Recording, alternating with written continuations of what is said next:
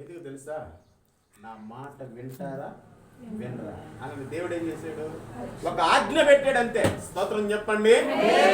బాగా వినండి, మీకు బాగా అర్థమయ్యేటట్లుగా దేవుడు మాట్లాడబోతున్నాడు. చాలా జాగ్రత్తగా వినండి.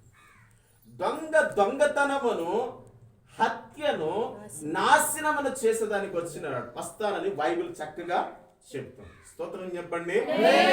అయితే ఎలా అనంటే, దేవుని మహిమ మనలో నుంచి ఎప్పుడైతే బయటికి వెళ్ళిపోతుందో అప్పుడు వెంటనే వస్తాయి శ్రమలకి ద్వారం తెరిచినట్టే.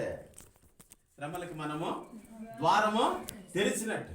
అయితే చూడండి, అప్పుడు దాకా వీరి జీవితంలో ఏం లేదు, శ్రమ లేదు, కన్నీరు లేదు, బాధ లేదు, కరువు లేదు, కష్టం లేదు.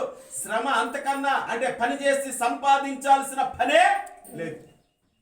ఇప్పుడు ఊరు వదిలిపెట్టి మన ఇక్కడికి రావాల్సిన అవసరం ఏముంది?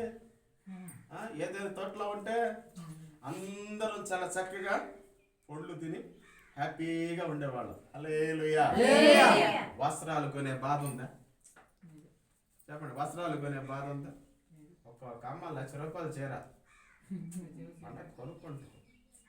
బాధలు మనకెందుకు, వాళ్ళ బాధలు మనకెందుకని ఒక్కొక్క ఆయన ఎంతో ₹20,000 షూట్లు లేకపోతే ₹1,00,000 షూట్లు ఎన్ని కొంటారు. అంటే ఈ మట్టి శరీరానికి ఎంతో డబ్బుని వేస్ట్ చేస్తున్నారు.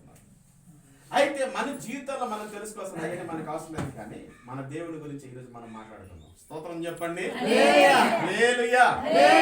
ఎలా దొంగతనం చేశాడు అంటే, ఎప్పుడైతే అవ్వ దేవుని మాటను ధిక్కరించి ఆజ్ఞను అతిక్రమించి ఎప్పుడైతే సాతాను మాటకి లోబడిందో వెంటనే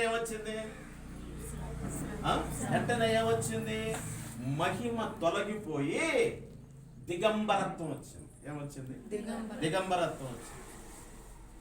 ఏమొచ్చిందమ్మా? దిగంబరత్వం వచ్చింది.